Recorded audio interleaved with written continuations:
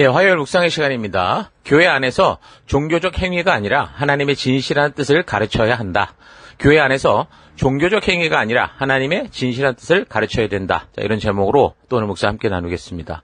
자, 어제 우리는 데살로니가 전서의 그 서론적인 부분을 살펴보기 시작했는데, 바울이 이제 전도하고자 하는 그 도시마다 하나님이 그 사람들의 삶의 기준으로 주신 율법을 따라 살아가는 유대인들의 삶을 보고 그 유대 공동체에 속하게 되고, 그 공동체 안에서 하나님의 역사를 배우던 그 헬라, 그러니까 그리스나 로마의 귀족이나 귀부인들이 예수님의 말씀으로 말미암는 새 언약으로 들어와서 이제 교회가 되는 그런 일들이 많았는데, 성경과 역사의 배경을 잘 알아야 이해할 수 있는 그 예수가 그리스도일 수밖에 없는 그 사실에 대해서 이방인들이 이렇게 알고 있었던 배경은 무엇보다 이제 삼위일체 하나님께서 그 역사 속에, 그 망가진 역사 속에서도 주도적으로 역사하심으로 우상숭배의 그 불순종으로 결국 나라가 망해서 세계 곳곳으로 흩어져 버린 언약 백성들이지만,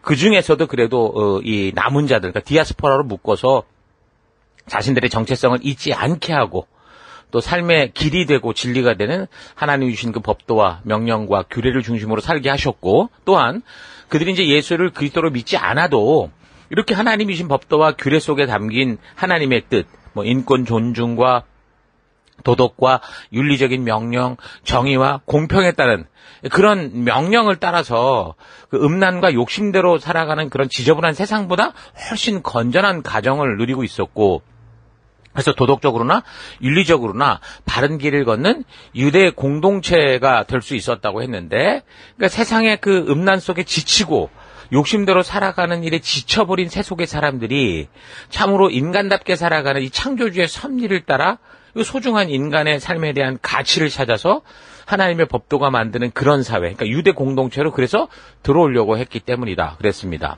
그래서 이들이 이제 유대 공동체에 함께하면서 하나님의 법도와 규례를 이제 듣게 되고, 그리고 하나님이 이루어오신 그 역사를 알게 되면서 하나님이 창조로부터 이루어오신 그 역사 속에서 이 백성들과 이 역사 속에 언약하셨던 것이 무엇인지를 배우게 된 거죠. 이방인들이 유대 공동체로 와서. 그래서 사도들이 전하는, 이제 그 사도들이 가서 증인으로 전하는 성경과 역사를 근거로 한 복음의 소식을 듣게 될 때, 이제 전통적인 사고나 율법적인 사고에 젖어 있는 유대인들보다 더 하나님의 뜻을 좀 바르게 듣고 객관적으로 듣고, 그래서 하나님의 그 부르심으로 나오는 그런 일들이 있었다고 했습니다.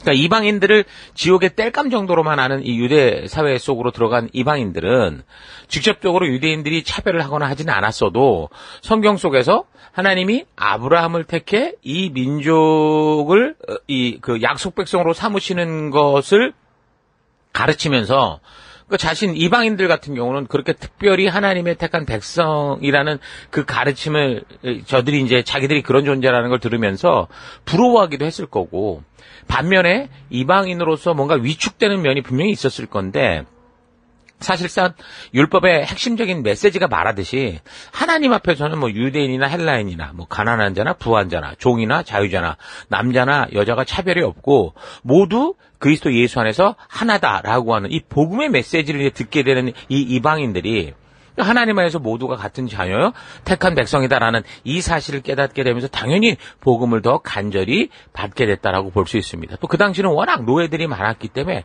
노예들은 그냥 일생이 그냥 그렇게 살다 죽는 거로 알았는데, 복음의 소식을 들을 때마다 전혀 그렇지 않고 그 스스로가 얼마나 존귀한 존재라는 걸 알게 될 때 그런 놀라운 복음의 그런 전파가 이루어졌던 거죠.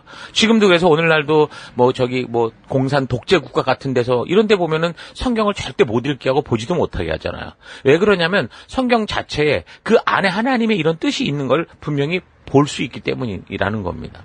자, 그래서 이렇게 생기게 된 데살로니가 교회에 그 이제 편지를 이제 쓰게 된 것인데, 이 편지를 쓴 기록 시기와 장소는 처음 그 데살로니가에서 도망치듯 쫓겨가서 베레아로 갔다가 거기서 또 도망치듯 피해서 아테네로 갔었었는데, 그렇게 위협하는 자들을 피해 급하게 그 도시들을 떠나 나오게 되니까 이제 복음을 듣고 이제 이 말씀 안에 믿음 안에 들어와서 발돋움하는 데살로니가 교회나 베레아 교회를 확실하게 말씀으로 가르치고 어떻게 그 마무리를 잘 못하고 말하자면 떠나올 수밖에 없었기 때문에 항상 떠나와 있었어도 그 교회들의 이제 안녕이 걱정될 수밖에 없었죠.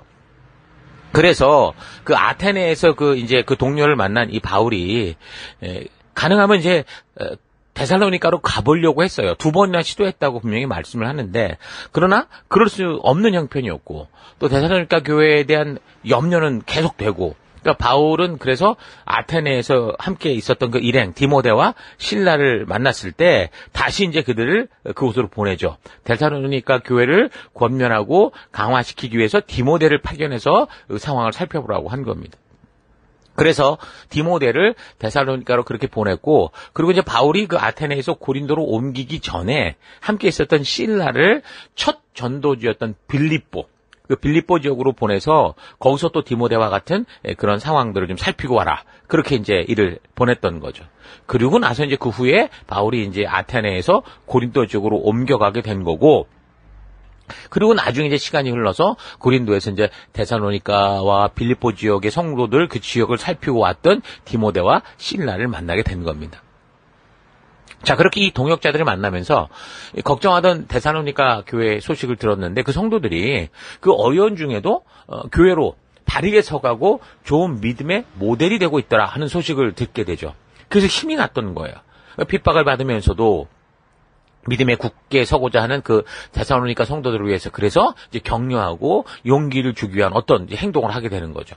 그래서 모든 이 고난 중에서도 인내하며 이길 힘을 줄 수 있는 그리스도의 재림에 대해서도 이제 말을 해 가면서 계속되는 핍박이 있는 어려움 중에도 이제 곧 오실 예수님을 다시 만날 소망을 가지고 깨어있는 삶을 살아가라. 그렇게 그 어려운 현실을 극복할 소망을 주려고 그래서 이제 했던 행동이 편지였습니다. 그래서 데살로니가로 보내는 이 편지를 쓰게 된 거죠. 그래서 이제 데살로니가 전서가 쓰여진 시기는 바로 이렇게 이제 디모데가 데살로니가 교회를 다녀와서 그 상황을 이제 전해준 직후에, 그러니까 AD 한 51년이나 52년경이라 이렇게 보는데 거기서 이제 그 장소는 고린도죠. 고린도에서 이제 데살로니가 전서를 쓰게 된 것을 알 수 있습니다. 자, 바울이 이 디모데에게 데살로니가 교회 소식을 자세히 전해 듣고 첫 번째 편지를 그럼 기록한 목적은 뭐냐? 이미 우리가 상황을 살피며 얘기했던 것처럼 가장 우선적으로는 조금 전에 말했듯이 데살로니가 성도들이 그 어려운 가운데서도 지켜가고자 하는 그 믿음을 격려하기 위해서 편지를 쓴 겁니다. 3주간이라는 짧은 시간들과 또 바울 일행을 음해하는 그 유대교도들의 음모에도 불구하고 이 데살로니가 교인들의 믿음은 주변에 소문이 날 정도로 바울로부터 전해들은 이 복음을 붙잡고 그렇게 살고 있었던 거죠. 그래서 그것을 격려하면서 굳건히 믿음 위에 서도록 그렇게 펜을 들은 거고, 두 번째는 데살로니가 성도들이 바울에게 배운 대로 순수한 믿음을 지키고자도 했지만 짧은 기간의 가르침 때문에 사실 성경적 기초가 좀 부족한 것을 안타까워했던 것으로 보입니다. 3장 10절 우리는 여러분의 얼굴을 볼 수 있기를 또 여러분의 믿음에서 부족한 것을 보충하여 줄 수 있기를 밤낮으로 간절히 빌고 있습니다. 이렇게 얘기하죠. 자, 그래서 몇 번이나 그래서 이제 이 바울도 데살로니가로 돌아가려고 했는데 이제 그게 잘 되지 않았던 거예요. 근데 데살로니가 성도들은 저들이 이제 예수를 믿음으로 말미암아 당하고 있는 그 환난 가운데서도 흔들리지 않는 견고한 믿음을 소유하고 있었는데, 그러나 그들은 이 복음적 신앙을 저들의 삶의 현실 안에서 적용해감에 있어서, 그러니까 우리가 부름을 받았고 하늘나라 가기 전까지 살아가야 되는 실제적인 그런 삶을 살아감에 있어서 부족한 점이 많았던 것으로 보입니다. 물론 사실 데살로니가 교회만이 아니라 이제 초대교회 모두가 다 그랬던 것을 우리가 볼 수 있는데, 자, 그래서 그것을 어떻게 해서 보충하고 그래서 현실 속에서 성도로 살아갈 삶의 가치를 알게 하기 위해서 그래서 이제 이렇게 편지를 쓰게 됐다는 거죠. 자, 세 번째는 그렇게 신앙적 열심에 있어서는 데살로니가 성도들이 이웃교회, 이웃 지역의 모범이 될 만큼 열성적이었는데, 새 언약 백성답게 이제 이 세상에 익숙하게 살아왔던 문화를 버리고 성경적 가치에 따라 살아가는 이 실제성에 약했기 때문에 예수 그리스도로 말미암아 세상에서는 죽었고 하나님 나라의 백성으로 새롭게 태어났을 때 어떤 가치를 따라 살아야 되느냐라는 것을 알게 하려고 했던 겁니다. 요즘 우리도 그렇듯이 이제 예수를 막 믿은 사람들은 여전히 세상에서 살던 그런 가치들, 습관들이 남아있죠. 그래서 성경과 역사를 통해 바르게 하나님 백성이 살아가야 하는 그 가치를 확인하고 온전히 거듭나기 전에는 항상 살아왔던 자기들의 삶이 익숙하기 때문에 자신들도 모르는 사이에 세상의 삶, 옛사람의 삶과 막 뒤섞인 그런 삶을 살아갈 수밖에 없죠. 그러니까 성경을 통해서 하나님이 누구신지를 바르게 알지 못하면 자기가 기대하는 하나님을 만들어갈 수밖에 없다는 겁니다. 물론 교회를 다니게 되면 기본적으로 이제 세상보다는 금욕적인 삶을 살아가는 것으로 알게 되는데, 그래서 뭐 술, 담배도 하지 않고 음란한 행위 같은 걸 하지 않게 되지만, 그렇게 보이는 것 말고도 보이지 않는 다른 것들은 이 성경의 가치를 따라 잘 분별하지 못할 수밖에 없습니다. 그래서 그동안 세상에서 살아왔던 대로 자기가 익숙한 상태로 그것을 다 상상할 수밖에 없는, 그러다 보니 교회도 아니고 세상도 아닌 이상한 모습을 자꾸 드러낼 때가 있죠. 유대인들의 경우는 뭐 예수를 믿게 되면 율법의 행위보다 바른 의미를 찾는 그 의도를 알기 때문에 하나님 말씀을 따라 살려고 했을 겁니다. 율법주의를 치우쳐서 하나님이 율법의 조항을 주신 그 의도를 모르고 종교적으로 행동해왔던 그 삶으로부터 이제 자유케 될 수 있었을 거예요. 이미 율법이라는 하나님 주신 법도를 지키는 삶에 익숙해 있었기 때문에. 근데 이제 예수 그리스도 오심과 죽으심과 부활을 믿음으로 말미암아 이제 그 의미, 그 율법의 참된 의미를 알게 되므로 더 바르게 살았을 가능성이 있는데, 그러나 이방인들의 경우는 말씀의 가치대로 살아가는 삶을 위해서 종교적이고 윤리적인 생활의 이제 전적인 변화, 그러니까 완전히 혁명 같은 개혁이 요구되는 거거든요. 그래서 이방인들은 그동안 자기들이 익숙하게 살아왔던 자기 사회 문화, 그러니까 우상과 미신과 음란과 자기 생각대로 사는 그 개인주의적 삶의 태도와 습관들을 완전히 버리고 그 살아계시고 참되신 하나님이 주신 그 법도, 하나님 나라의 법도와 문화를 따라 살아가는 완전한 삶의 개혁, 새 사람으로의 재탄생이 꼭 필요했던 거거든요. 당연한 거 아닙니까? 자신들이 그동안 섬겨왔던 그 우상이나 이교적 습성을 보존한 채 바르게 그리스도를 믿고 온전한 하나님을 섬기고 하나님 나라 백성들과 살 수가 없잖아요.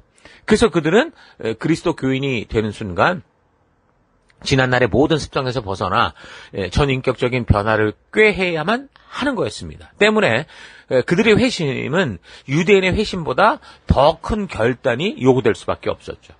자, 이런 측면에서 바울은 이방인들의 회심에 대해서 이 세대를 본받지 말고 오직 마음을 새롭게 함으로 변화를 받아라, 그렇게 권면을 합니다. 이거 로마서에 나오는 말씀인데, 또한 갈라디아 교회를 향해서 뭐라고 권면을 했냐면 갈라디아 5장 16절, 너희는 성령을 쫓아 행하라. 그리하면 육체의 욕심을 이루지 아니하리라.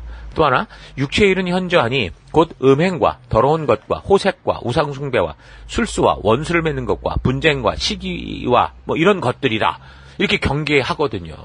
특히 바울이 이런 그 세상의 삶과 거룩한 삶의 어떤 분별을 위해 강조했던 것은 육체의 일 중에서 성적 문란이었습니다. 그러니까 모든 세상의 가장 근본적이고 죄를 유발케 하는 문제들이 전부 이런 욕정에 관련된 거 아닙니까? 그래서 이방인들은 성적인 면에서는 유대인들보다 훨씬 자유스러웠고 규율 자체가 엄격하지 않았기 때문에 아주 추악하고 변태적인 죄악들에 빠져 있었던 거죠.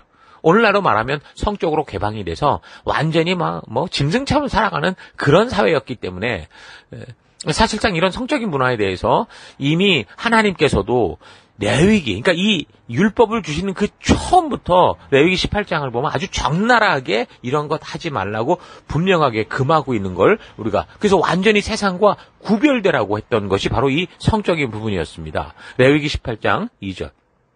너는 이스라엘 자손에게 말해라. 그들에게 이렇게 일러라. 내가 주 너의 하나님이다. 너희는 너희가 살던 이집트 땅의 풍속도 따르지 말고 이제 내가 이끌고 갈 땅 가나안의 풍속도 따르지 말아라. 너희는 그들의 규례를 따라 살지 말아라. 이렇게 분명히 구체적으로 말씀하시거든요. 그러면서 레위기 18장을 보면 그 음란한 어떤 행동, 이런 거 하지 말라고 분명하게 그렇게 경고해 주십니다. 그러면서 분명하게 하나님의 자녀로서 어떻게 살라고 말씀하시는데, 레위기 18장 4절, 그리고 너희는 내가 명한 법도를 따르고 내가 세운 규례를 따라 살아라. 내가 주 너의 하나님이다. 그러므로 너희는 내가 세운 규례와 내가 명한 법도를 지켜라. 어떤 사람이든지 이것 지키기만 하면 그것으로 그 사람이 살 수 있다. 나는 주다. 이렇게 명령하시면서 분명하게 금하시는 내용이 이제 시작이 되는 거예요. 18장 6절 너희 가운데 어느 누구도 가까운 살부치에게 접근하여 그 몸을 범하면 안 된다. 나는 주다.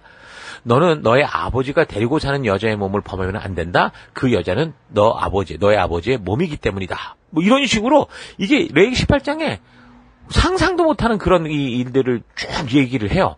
근데 우리는 상상도 못하지만 어떤 부분에서 많이 이 시대에 해당되는 것도 있고 실제로 그 시대에 그렇게 살았기 때문에 그걸 금하시는 거였거든요.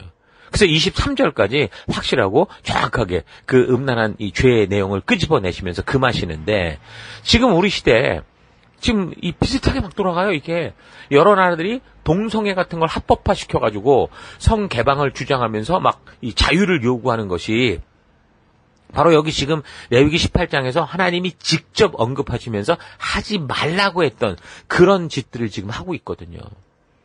네덜란드 같은 나라는요, 12세 미만 미성년자를 제외하면요, 아무런 제약 없이 성매매를 할 수 있답니다.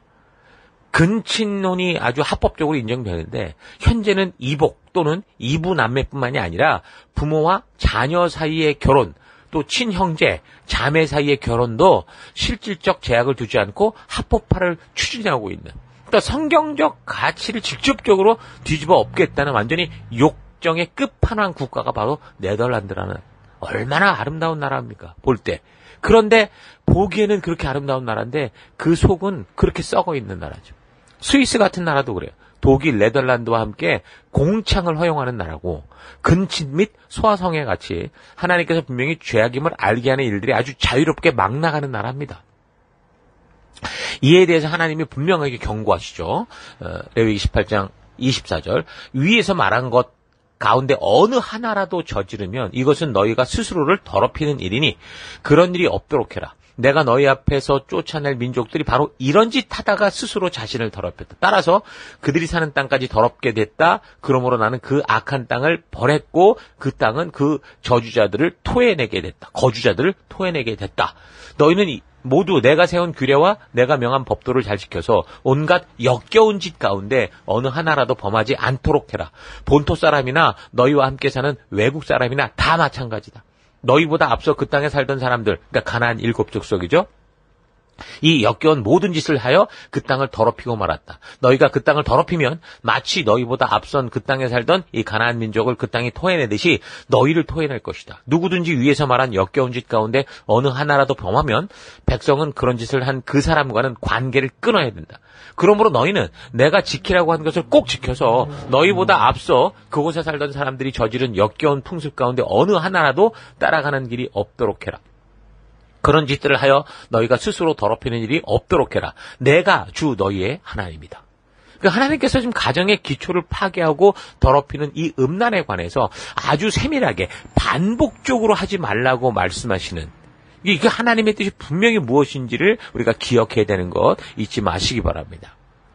스위스같이 하나님이 주신 너무도 아름다운 자연의 혜택을 보고 있는 나라와 그 백성들이 이렇게 하나님의 뜻을 외면하고 더럽히고 노골적으로 욕정과 음란을 따라 살아간다면 성경을 통해 말씀하듯이 반드시 그 젖과 꿀이 흐르는 땅에서 저들이 토해 내쳐지는 미래가 된다라는 거죠. 소위 선진국이라고 말하는 미국을 비롯한 유럽의 여러 나라들에서 기독교의 그 하나님의 말씀의 가치 때문에 그나마 좀 사람답게 살 수 있는 그런 나라들에서 하나님의 뜻과 반대되는 일들을 아무렇지도 않게 행하면서 그것을 법으로까지 만들어서 성경이 지적하는 죄들을 합법화하는 일들을 하며 잘 사는 것 같아 보일지 모르지만 여러분, 이런 시대는 얼마 가지 못할 겁니다. 이번에 중국에서 딥시크라는 AI 모델을 이렇게 오픈하면서 아주 세계 속에 충격을 주었는데, 모든 전체적인 흘러가는 흐름, 지금 유럽 안에서 벌어졌던 러시아와의 전쟁 때문에 지금 있어지는 그들의 군비, 이런 충당의 모습, 이런 것들을 볼 때, 지금 전체적인 흐름이 그들이 살아왔던 삶을 기초로 볼 때, 어쩌면 그들의 심판의 날이 다가올 수도 있다라는 그런 생각을 충분히 할 수 있다는 거죠. 어쨌든 지금 이런 세상의 문화에 젖어 살던 이방인들이 사실 우리 모두가 해당될 건데 과거 그런 세속의 문화와 풍습, 가치에 따라 살아가다가 예수가 그리스도 되심을 믿고 하나님 안에서 십자가의 죽음과 부활로 다시 새 사람, 하나님 나라 백성으로 태어나서 이제는 더 이상 세속의 가치, 세상의 문화가 아니라 하나님의 법도와 규례와 명령이 주는 그 하나님 나라 백성으로 살아가도록 하기 위해 바울이 데살로니가로 편지를 보내는 것을 잘 살피면서 우리가 좀 이야기가 길어지긴 했습니다. 아무튼 그런 성경이 죄로 규정하는 음란한 삶이 일상의 문화였고 그 시대에 누구나 다 당연한 듯 행하며 살았던 겁니다. 그래서 이런 부분들에 대해 분별하지 못하는 데살로니가의 그 로마, 헬라 그 교인들에게 분명한 하나님의 뜻, 이가 말하자면 하나님의 그 온전한 율법을 설명하는 거, 그게 이제 데살로니가라고 볼 수 있죠. 자, 또 기록 목적 네 번째는 예수 믿는 이들에게 약속된 그 재림이나 종말에 대해서 이제 올바른 지식을 이제 전달을 해서 지금 고통 속에 사는 성도로서 미래에 어떤 소망이 있고 믿음으로 걷는 이 길의 끝, 지금 좁은 길 좁은 문이지만 이 끝이 어떤 것인가를 알게 하기 위해서 이제 편지를 적었던 겁니다. 바울은 데살로니가 성도들이 처음 전도를 할 때부터 복음을 잘 받아들였기 때문에 3주라는 그 짧은 기간에도 새 언약 백성들에게 어떤 미래의 약속들이 있는지, 또 예수님이 이제 그 부활 승천하시는 그 자리에서 약속하셨던 재림에 대한 약속과 이런 모든 것들을 다 알린 것 같아요. 그래서 그 영광스러운 날을 우리가 기대하면서 그 날이 오기 전까지 우리가 이 땅에서 어떻게 살아가야 되는가라는 걸 가르치고 하루하루 살아가는 동안 이 세상이 아니라 천국을 소망하는 그 종말론적인 건강한 신앙을 가지고 살아갈 수 있도록 그렇게 했던 거죠. 그 사람들은 여러 가지로 살기 힘들면 종말이나 왔으면 하는 그런 푸념을 하죠. 그 당시도 일반 백성들은 살기 힘든 날의 연속들이었을 거예요. 그러던 차에 복음을 듣고 하나님의 자녀가 됐는데 우리를 자녀 삼으신 우리 예수님께서 곧 이 땅에 다시 오시고 새로운 나라를 이루실 거다라는 이것만 들어도 이 사람들이 막 흥분시키는 그런 약속이었던 거죠. 특히 그 당시 사회 문화에서의 약자였던 사람들, 뭐 종이나 여자나 가난한 자나 노예들과 같이 세상이 뒤집어지기 전에는 그 기존 사회 틀을, 그 시스템을 벗어날 수 없었던 사람들에게, 그래서 정말 예수 재림의 날이 최고의 소망이고 정말 그런 날이 속히 와서 새로운 세계, 하나님 나라에서 사는 날이 오기를 간절히 기대했을 겁니다. 그래서 그 예수님이 통치하시는 나라가 임한다면 아마도 이 세계에서 겪고 있는 이 불평등과 완악한 일들은 없어질 것이고, 그리고 자신들은 먼저 그 나라 백성으로 선택되었기에 더 좋은 혜택이 있을 거다라고 생각했을 수도 있어요. 그러니까 마치 유대인들이 예수님 당시 꿈꾸던 그 메시아를 그리는 것과 같은 그런 모습이었겠죠. 어찌됐든 고난을 받으며 믿음을 지키고자 하는 그 데살로니가 성도들에게 그 극심한 고난과 어려움 중에도 참된 소망을 붙들고 이 어려움을 잘 이겨나갈 수 있도록 예수님의 약속이었던 재림의 그 이 약속을 기억하면서 하루하루 승리의 삶을 살 수 있도록 그렇게 편지를 적은 거죠. 자, 그래서 정리하면 바울은 이 편지를 통해서 데살로니가 성도들의 바른 믿음을 격려하고 그들 가운데 있는 세상 문화와 구분하지 못하는 그런 죄들이 뭔지를 분별하게 하고, 또한 예수 그리스도의 재림에 대한 소망을 주고 새 언약의 백성된 성도들이 어떻게 하나님 나라 백성답게 주님이 오시는 그날까지 살 수 있는가, 이걸 말해주는데, 또 한 가지는 바울에 대한 중상모략이 있었던 것 같아요. 데살로니가에. 그래서 중상모략에 대해서 자신을 변호하기 위해 적은 그런 내용도 있습니다. 그러니까 유대인들이 그렇게 도망치듯 떠난 바울에 대해서 다른 소리를 하는 거죠. 그 사람은 돈 벌기 위해서 복음을 증거했던 사람이야, 이런 식으로. 그러니까 사람들이 듣기 좋아하는 말만 하면서 아첨하는 사람이야. 그렇게 도망치듯 떠난 거 보면 그 거짓말 아니냐, 그거. 그놈은 겁쟁이다, 이런 식으로 바울에 대해 거짓된 음모를 꾸몄던 거죠. 그래서 이런 점에 대해서 바울이 굳이 변명하듯 그렇지 않았던 자신의 그 진실한 마음을 이렇게 말하는 거는, 이런 지금 바울에 대한 말이 그냥 바울 자신에게만 해당되면, 인신공격이면 그냥 그렇게 조용히 넘어가도 되는데, 이 중상모략이 풀려지지 않으면 어떻게 돼요? 바울이 전한 그 말씀, 하나님의 진심이 전부 도매급으로 잘못된 게 되기 때문에 바울이 그래서 할 수 없이 자기 변명과 같은 그런 분명한 진실을 말하려고 하는 거죠. 그러니까 요즘도 사탄이 그렇잖아요. 복음의 진리를 가짜라고 말하고 증명하는 게 힘드니까 그 복음을 전하는 입장에 있는 그런 사람들, 목사들이나 뭐 성도들을 여러 가지 방법으로 넘어뜨리고 쓰러지게 해서 결국 그를 통해 전해진 복음이 전부 가짜가 되게 만드는 그런 수법을 얼마나 좀 악랄하게 쓰고 있는지 모릅니다.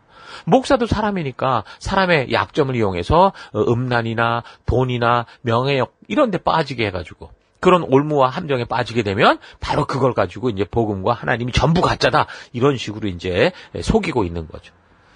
자, 바울은 이런 이유들로 데살로니가 교회에 첫 번째 편지를 보내게 된 거 잘 기억하시면서 이것이 단지 데살로니가 성도들에게만 해당되는 게 아니라 예수를 믿고 하나님의 자녀가 돼서 하나님 백성답게 살고자 하는 우리들에게 굉장히 중요한 구체적인 삶의 지침을 온전히 알아가는 여러분과 제가 될 수 있길 바랍니다. 자, 오늘 하루 나는 한 생명에게 복음의 말씀이 들어가서 그 사람의 삶을 바꾸어서 이 세상에서 하나님이 찾으시는 그 한 사람이 되게 하는 것이 단지 그저 교회당에 초대하기만 하면 저절로 이루어지는 것으로 오해해서 하나님이 일하여 오신 성경과 역사를 바르게 가르치지 않고 그저 교회 문화에만 젖어들어서 자신도 모르게 종교적인 삶을 사는 것이 하나님의 자녀된 삶인 것으로 착각하게 하고 있지는 않았는지 차분히 되돌아봤으면 좋겠습니다.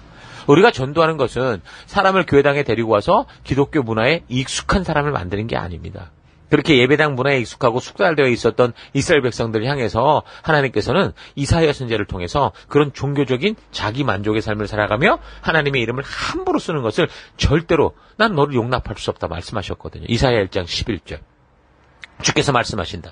무엇하러 나에게 이 많은 재물을 바치느냐. 나는 이제 수양의 번제물과 살찐 짐승의 기름기가 지겹고 나는 이제 수송아지와 어린 양과 수염소의 피도 싫다. 너희가 나의 앞에 보이러 오지만 누가 너에게 그걸 요구했냐. 나의 뜰만 밟을 뿐이다. 다시는 헛된 재물을 가져오지 말아라. 다 쓸모없는 것들이다. 분양하는 것도 나에게 역겹고 초하루와 안식일과 대회로 모이는 것도 참을 수 없고 거룩한 집회를 열어놓고 못된 짓도 함께하는 것을 내가 더 이상 견딜 수 없다라고 말씀하시죠.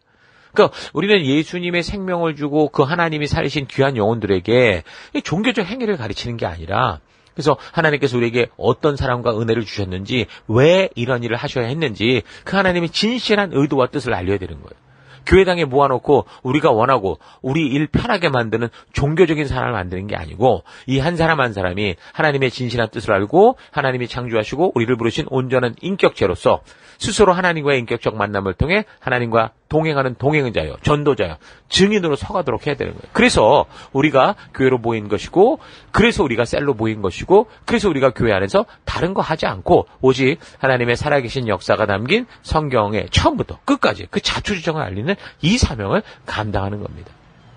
바울이 자신이 도시를 돌아다니면서 하나님이 전하라고 하신 복음을 전했다고 해서 더 이상 그 지나온 도시와 지체와 교회에 관심 없이 늘 새로운 것만 찾아다니지 않았다라는 것도 잘 기억하길 바랍니다.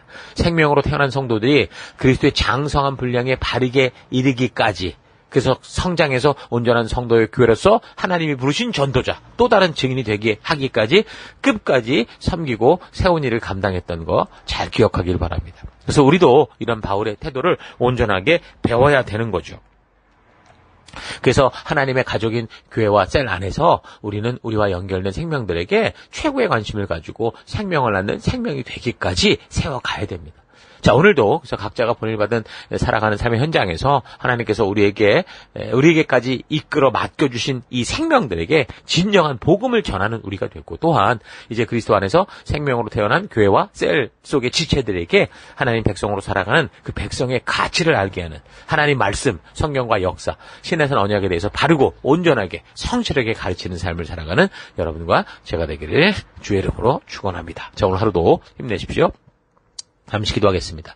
하나님께서 우리를 구원하실 때 너무도 형편없고 죄악의 습관에 찌든 이 모습 이대로 찾아주시고 받아주시고 하나님 자녀 삼아주셔서 이제 우리 하나님의 가족 안에서 하나님 말씀의 가치를 따라 바르게 성장할 수 있도록 성화의 삶을 살게 하시는데 단지 구원의 축복과 혜택만을 누리려 하고 하나님의 백성된 성도답게 살아가는 일에는 게을렀고 무관심했던 것 회개합니다. 결국 우리가 하나님의 백성답게 살아가는 길은 오직 주의 말씀의 가치를 따라 살아가는 것이고 그래서 이전에 살던 세상 문화와 풍속의 가치를 버리는 것이다라는 사실 잊지 않고 부지런히 우리 주님이 주신 그 법도와 규례와 명령을 온전하게 알아가는 삶 살기 원합니다. 세상의 음란한 문화에 대해 하나님께서 구체적으로 지적하시며 그 길을 걷지 않게 하신 뜻을 잊지 않고 이 시대 하나님의 은혜로 살만하게 된 나라들 속에서 벌어지고 있는 이 성개방과 성자유에 대한 그릇된 죄악들과 담대히 싸우고 그런 죄는 흉내도 내지 않는 거룩하게 구별된 백성으로 삶을 살아가는 내가 되길 원합니다. 교회 안에서 그래서 우리가 모였을 때 종교적 행위를 배우고 종교적 어떤 이 겉모습만 배우는 게 아니라 진정으로 우리를 이곳에 모으신 하나님의 뜻과 하나님의 마음을 만나는 우리가 될 수 있도록 인도하여 주옵소서. 오늘 내가 내 삶 속에서도 바로 그런 하나님의 뜻을 따라가는 그런 길 걷기를 원하고 감사드리며 예수님 이름으로 기도했습니다. 아멘.